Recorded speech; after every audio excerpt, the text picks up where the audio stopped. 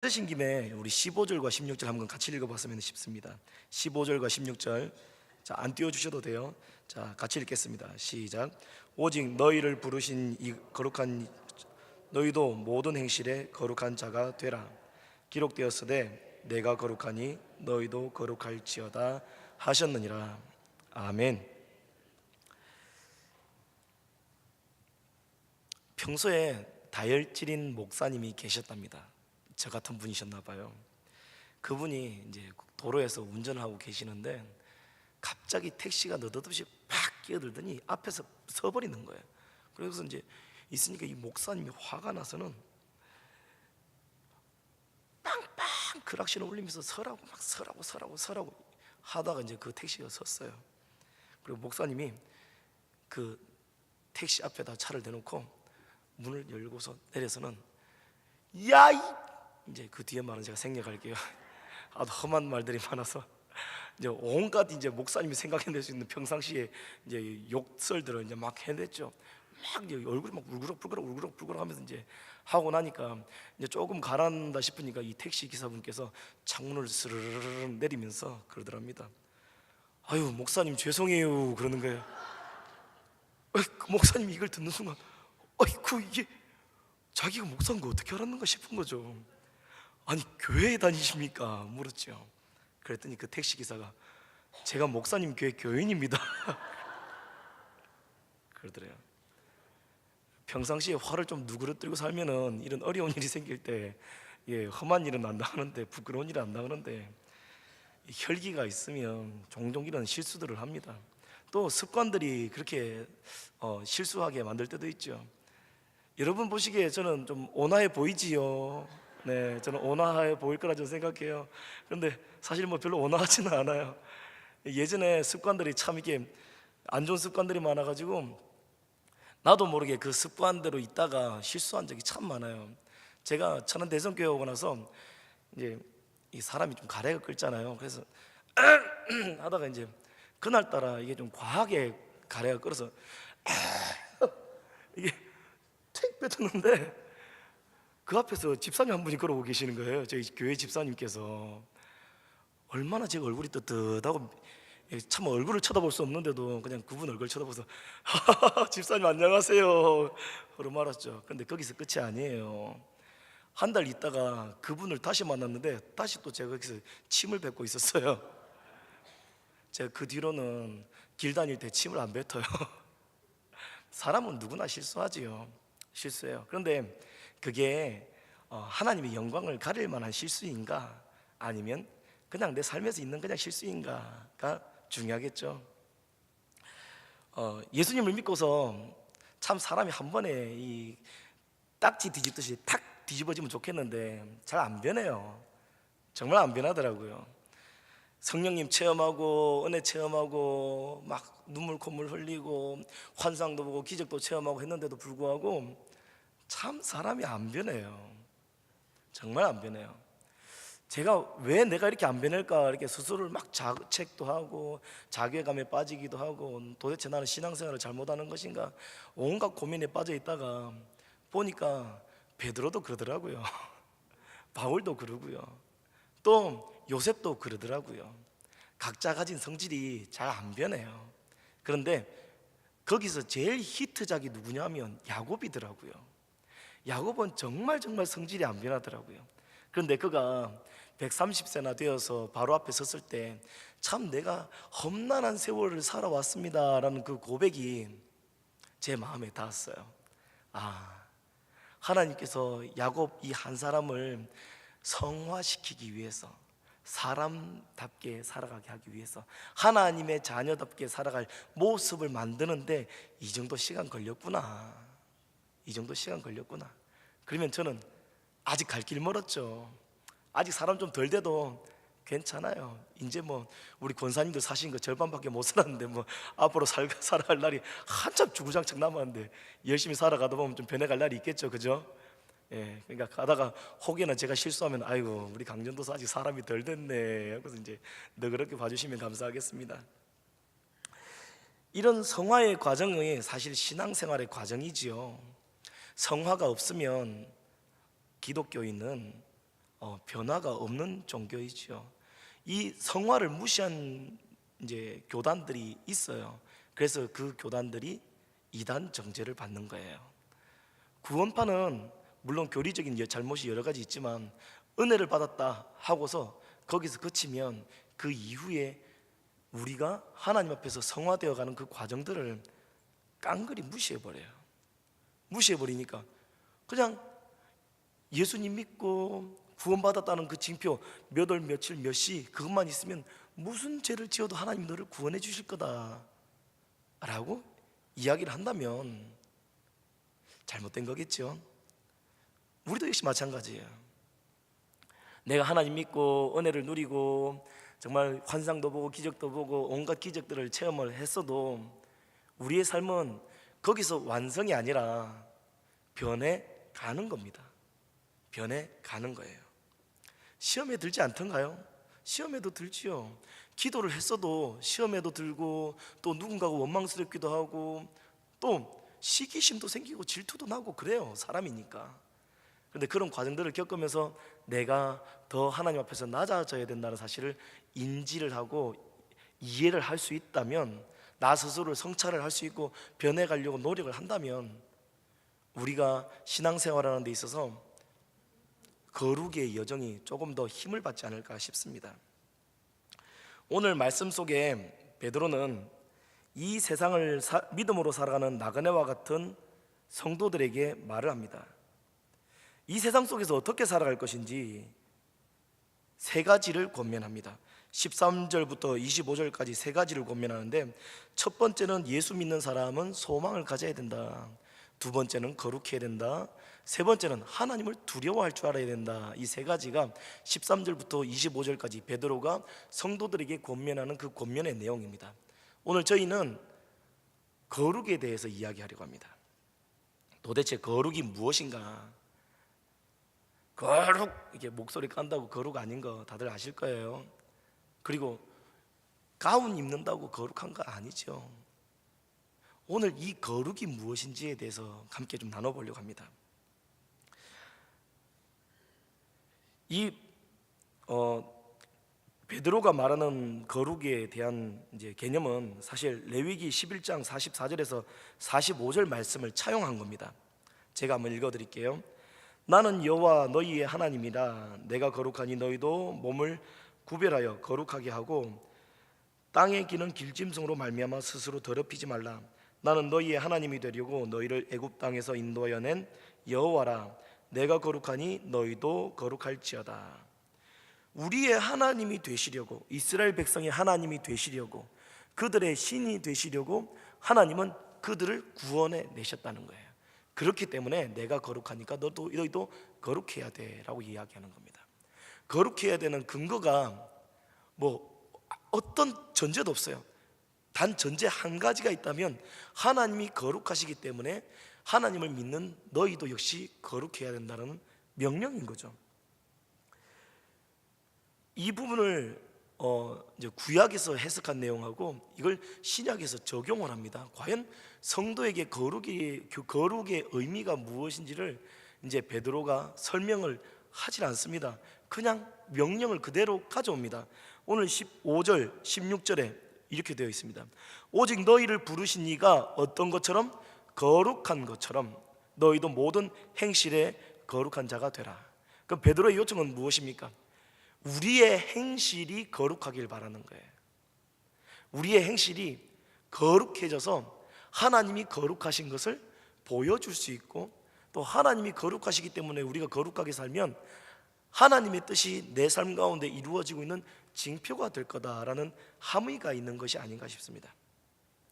이 거룩이라는 단어는 이제 히브리어로 카다시라는 이제 의미를 가지고 있습니다. 동사지요. 카다시라는 동사는 자르다, 그리고 구분짓다 혹은 분리하다라는 의미를 가지고 있습니다.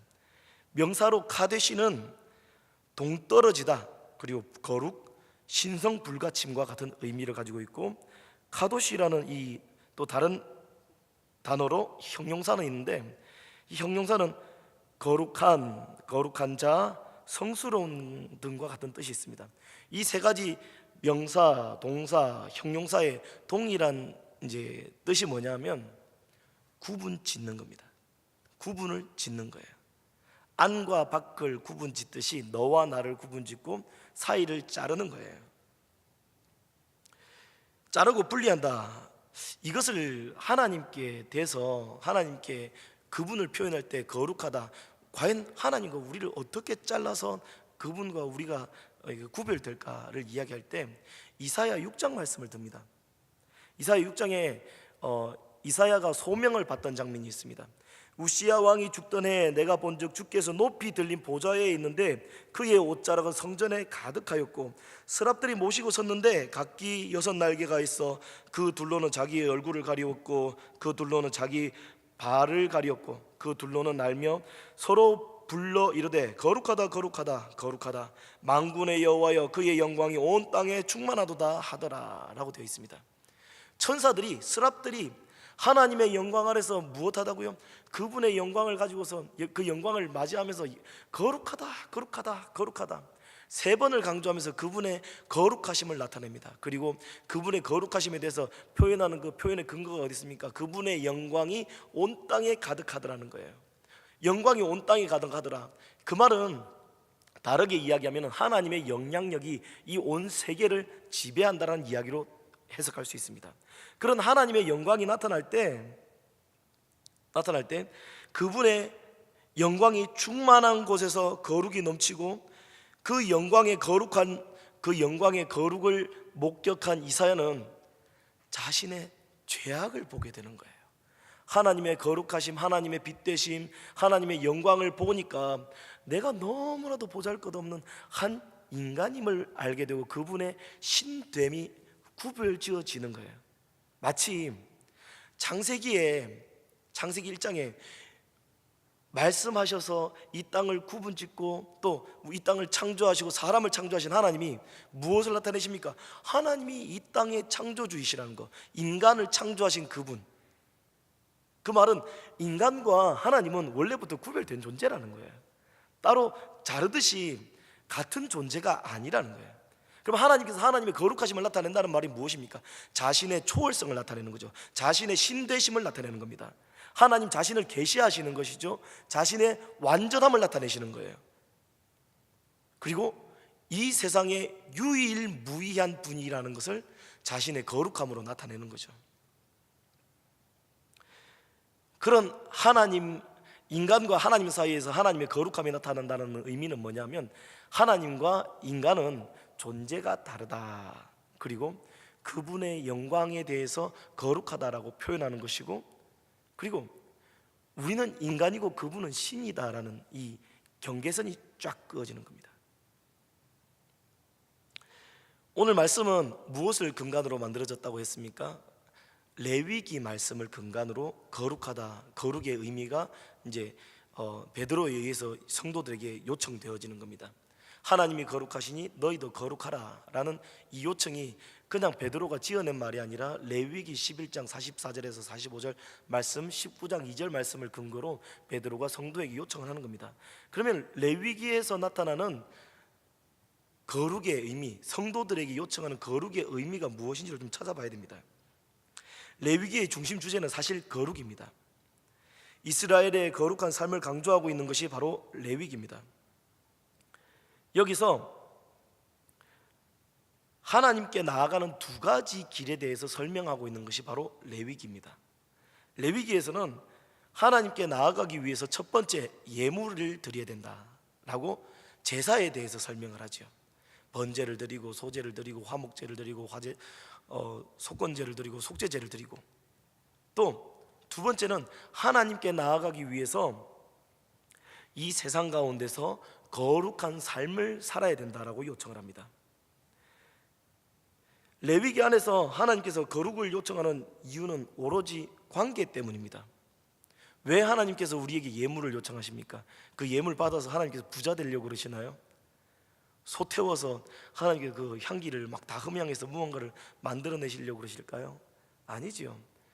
하나님과 관계가 무너져 있는 인간으로 하여금 하나님과의 관계가 회복되어질 수 있는 기회를 주는 것이 사실은 예물과 관련이 있는 거예요.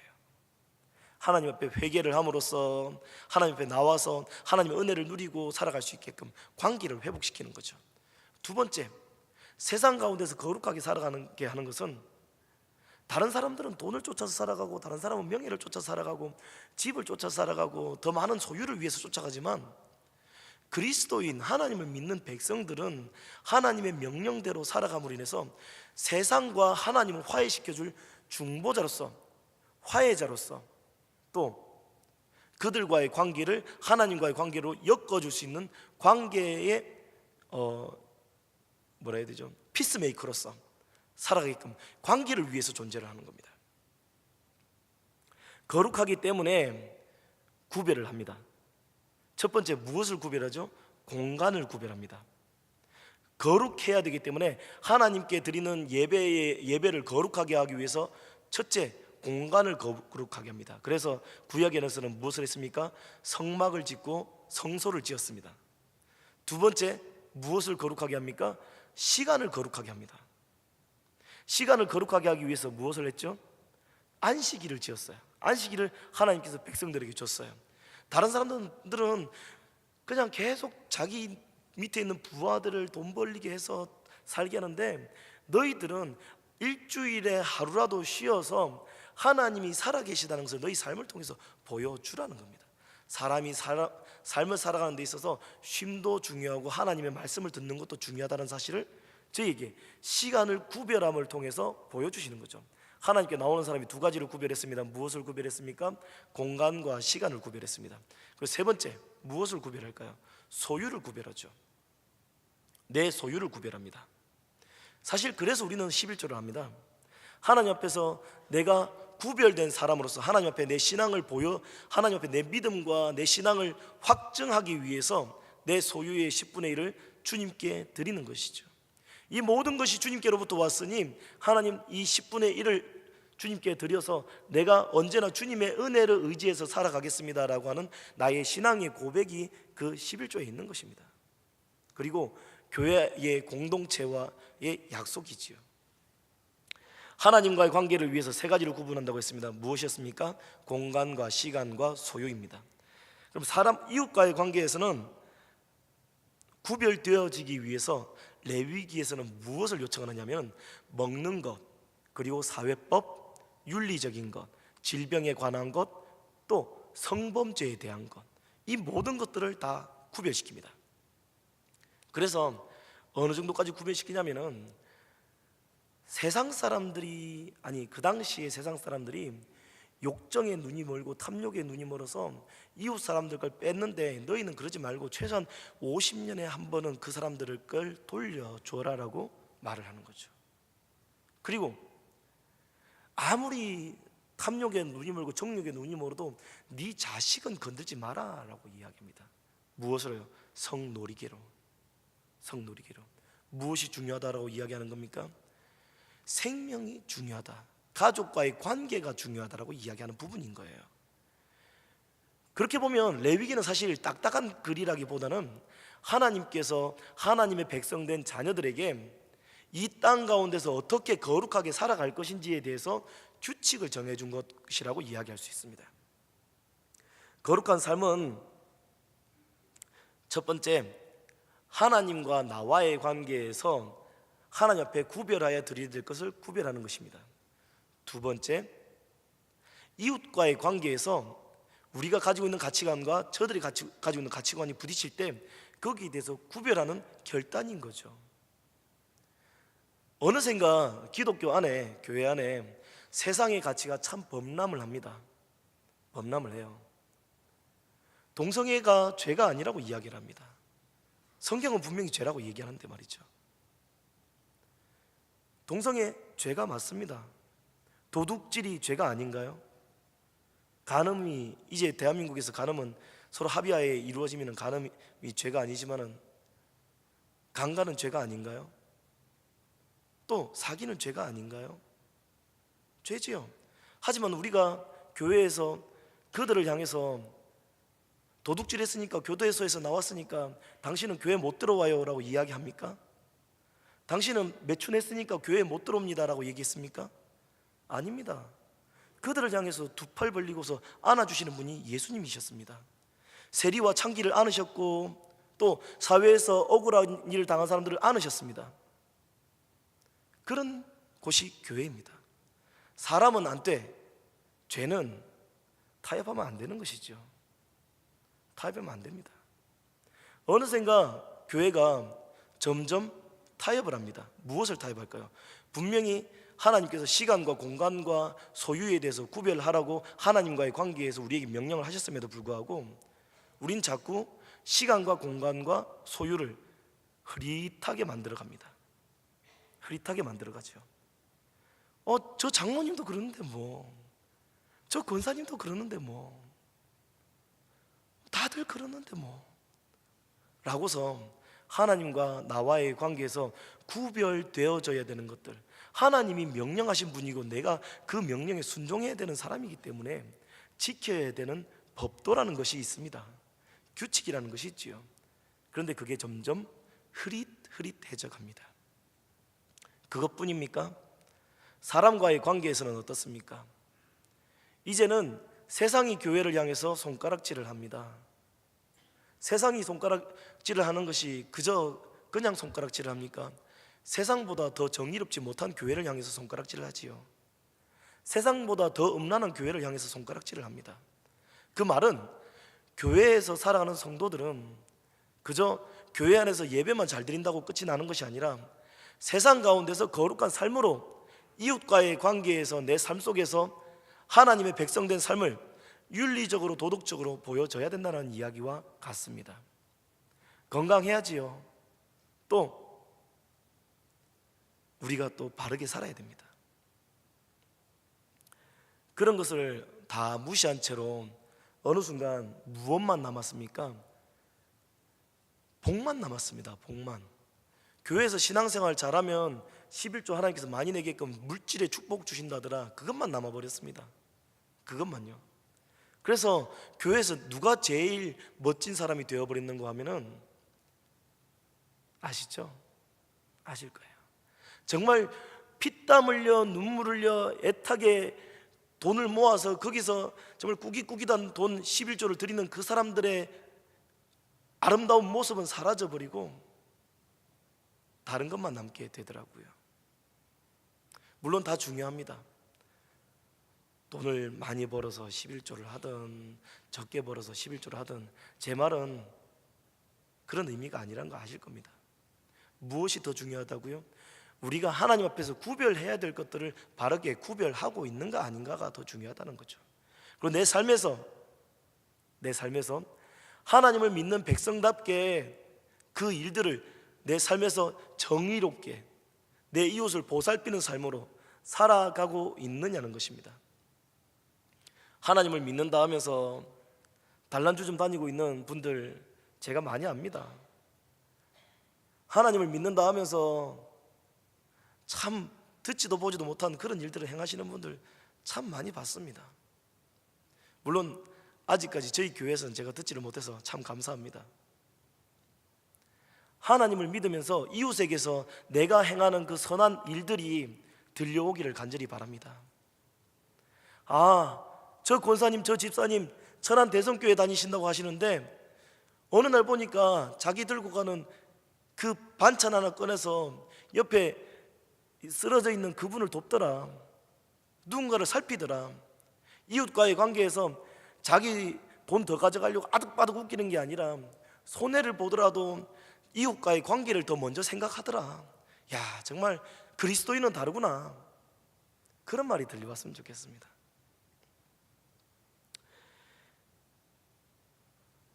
스탈린 치하의 러시아에서 보리스 콤펠드라는 유대인 출신의 의사가 스탈린은 신이 아니라 인간이라고 말한 죄목으로 인해서 체포되어서 강제노동 수용소에서 일하게 되었습니다. 그가 공산당으로부터 받은 명령은 그곳에서 의사로서 죄수들이 병을 핑계하지 않고 일하다가 죽도록 하는 일과 난치병 환자들은 목숨을 연장하지 말고 죽도록 하는 겁니다. 그래서 약값 줄이라는 거죠. 밥값 줄이라는 거예요. 죽을 병 걸렸으면 그냥 죽게 놔두고 치료하지 말라는 거예요. 누가요? 공산당들이요. 좀 심각해 보이는 병이 있으면 그냥 그거 앓다가 죽게끔 놔두라는 거예요. 그 명령을 누가 받았습니까? 이 유대인 의사가 받았어요. 이 사람의 치료는 형식적이고 기계적으로 변해갔습니다. 그리고 그는 의사로서 자신의 인간성이 철저하게 파괴되고 있다는 것을 느꼈습니다. 절망의 바닥을 헤매던 어느 날 동료 죄수에게 전도를 받습니다. 그리고 살아계신 예수 그리스도를 영접하게 됩니다. 그는 이 수용소 내에 일종의 기독교 지하 공동체가 있다는 놀라운 소식을 접하게 됩니다. 그리고 자신의 구원이 바로 그 지하 교회에서 열심히 기도한 그들의 기도 때문임을 깨닫게 됐습니다. 그는 비로소 자신이 주님과 이웃에게 빚진 인생임을 알고 그때부터 최선을 다해서 그 수용소에 있는 환자들을 치료하기 시작합니다. 한 번은 이 의사가 장암에 걸린 환자를 진료하게 되었습니다. 수용소 병원의 규칙은 그를 살려서는 안 됩니다. 약을 줘서도 안 돼요. 그냥 장염을 앓다가 죽게 놔두는 겁니다. 이런 환자를 살리게 되면 그 수용소의 규칙상 이 환자 대신에 누가 죽어야 됩니까? 유대인 이 의사가 죽어야 됩니다. 그러나 이 보리스 콤펠드라는 유대인 의사는 수용소의 규칙을 어기고 그를 치료하여 살려냅니다. 이 환자의 소생이 확실해지던 어느 날 치료를 받던 환자가 의사 보리스에게 물었습니다. 왜 당신은 이렇게 위험한 시도를 하셔서 나를 살리셨습니까? 당신은 죽음이 두렵지 않습니까? 그러자 보리스가 웃으며 대답했습니다. 괜찮아요. 염려하지 마세요. 이미 당신과 나를 살리고자 죽으신 분이 계시거든요. 환자가 놀라서 물었습니다. 도대체 그분이 누구십니까? 라고 말이죠. 조용히 미소를 흘리던 이 보리스 의사가 확신에 찬 미소로 대답합니다. 목소리로. 그분의 이름은 예수 그리스도이십니다. 라고 말이죠. 그 후에 의사 보리스는 이 사람을 살린 것이 알려져서 거기서 바로 공개 처형을 당합니다. 그가 공개 처형되던 순간 보리스에게 생명을 받고 복음을 받은 그 사람은 땅에 엎드려 흐느끼며 고백의 기도를 드립니다. 선생님, 알겠습니다. 이제는 저도 최선을 다해서 당신과 그리고 나를 구원해 주신 주님을 위해 살겠습니다. 그리고 저도 그분을 이름을 전하며 살겠습니다. 이 사람이 누구냐면요, 러시아의 대문호라고 불리는 노벨 문학상을 받은 알렉산더 솔제니친이라는 사람입니다. 이 사람이 그때 그 의사를 통해서 생명이 살아나고 그 이후에 그가 문학을 하면서 하나님이 살아계신 것을 알리게 되는 것이죠. 이 유대인 의사가 이룬 거룩이라는 것은 무엇입니까? 불의한 이 수용소 안에서의 규칙을 자기 목숨과 바꾸어 버립니다. 무엇을 위해서요? 예수님을 위해서요. 그 한 명 살리겠다고 자기 생명을 버리는 것이죠. 친구가 친구를 위해서 제 목숨을 바치면 그보다 더 큰 사랑이 없다라고 말씀하신 요한복음 15장 말씀처럼 이 사람의 생명이 이 솔제니친의 생명을 살립니다. 그리고 하나님이 받으실 만한 거룩이 되었겠죠. 이렇게 본다면 거룩해지는 삶을 산다는 것은 무엇인지 잘 이해가 될 것 같습니다. 첫 번째, 하나님과 나와의 관계에서 구별해야 되는 것들을 구별하는 겁니다. 마땅히 해야죠. 두 번째, 사람과 사람 사이에서 하나님이 원하시는 삶을 살아가는 것입니다. 정의로운 삶을 살고 또 누군가에게 선을 베푸는 삶을 살고 배고프고 고하고 과부고 나그네고 이방인인 그들에게 친구가 되어주는 삶을 사는 것이 바로 거룩한 삶이 아니겠습니까? 사랑하는 성도 여러분, 2018년도 한 해가 마무리되어져 갑니다. 마무리되어져 갈 때 우리가 하나님 앞에서 혹여나 거룩하지 못한 것들 살폈으면 좋겠습니다. 그리고 하나님 앞에 그리고 사람 앞에서 거룩한 삶을 살게 되었으면 더욱 좋겠습니다. 하나님이 원하시는 거룩, 어찌 보면 어렵고 어떻게 보면 쉽겠죠. 그래서 감히 요청을 드립니다. 우리의 생명을 살리신 하나님께서 그분이 거룩하시기 때문에 우리에게 거룩하게 살기를 요청하십니다. 그분이 거룩하지 않으시고 이 세상을 창조하신 분이 아니시라면, 이 세상의 유일무이한 창조주가 아니시라면 우리가 그분의 명령에 따를 필요가 없겠지요. 우리를 구원하신 분이 아니시라면 그분의 요청에 응답하지 않아도 될 것 같습니다. 다른 종교들처럼 편하게 왔다 편하게 가도 될 것 같습니다. 그런데 그분이 내 생명을 살리셨다는 분이 맞다면, 그분이 내 생명줄을 쥐고 있는 분이 맞다면, 그분이 내 모든 것을 아시고 계시는 그 유일하신 하나님이 맞으시다면, 그분이 거룩하시기 때문에 우리 역시 거룩하게 살아야 하는 명령을 받은 사람들이라는 사실을 잊지 않으셨으면 좋겠습니다. 거룩하라는 이 명령은 해도 되고 안 해도 되고의 의미가 아닙니다. 신명기 6장 4절에서 5절에 들으라 이스라엘아 라고 이야기합니다. 그러면서 하는 이야기가 이렇게 되어 있습니다. 들으라 이스라엘아, 나는 상천하지의 유일하신 하나님이다 라는 거예요. 우리를 사랑하신 하나님께서 유일하신 분이신데, 그분을 그분은 그분대로 지내시고 나는 나대로 지내면 안 될 것 같습니다. 죄송합니다. 제가 말씀을 잘 기억 못해서 제대로 못 전해드린 것 같습니다. 이스라엘아 들으라, 우리 하나님 여호와는 오직 유일한 여호와시니라고 되어 있습니다. 신명기 6장 4절 말씀이죠. 유일하신 여호와시니, 이 세상에 흔하디 흔한 그런 신이 아니라 이 세상을 창조하신 분이고 우리의 생명을 쥐고 계시는 분이시고 우리를 인도하시는 분이시고 우리 자녀들도 지켜주시는 분이시고 그분이시니까 뭐라고 하냐면은 5절에 너는 마음을 다하고 뜻을 다하고 힘을 다하여 내 하나님 여호와를 사랑하라 라고 되어 있습니다. 그리고 여기에 더해서 예수님께서 지상 대명령으로 뭘 이야기하시냐면 하나님을 사랑하고 내 이웃을 사랑하라라고 얘기되어 있는 거죠. 우리의 사랑은 사랑의 대상 첫 번째 하나님이고 두 번째 이웃입니다. 그래서 거룩하라는 대상이 두 가지로 나뉘는 겁니다. 하나님께 대해서도 거룩해야 되고 또 세상에 대해서도 거룩한 삶을 살아야 되는 것이죠. 이제 세상 속에 나가서 우리 성도님들의 하나님 앞에서의 거룩을 증명하시기 바랍니다. 하나님이 거룩하시니 우리가 거룩하게 살고 있다라는 사실을 하나님께 보여주시고 우리의 이웃들에게 보여주시기를 간절히 부탁드립니다. 기도하겠습니다.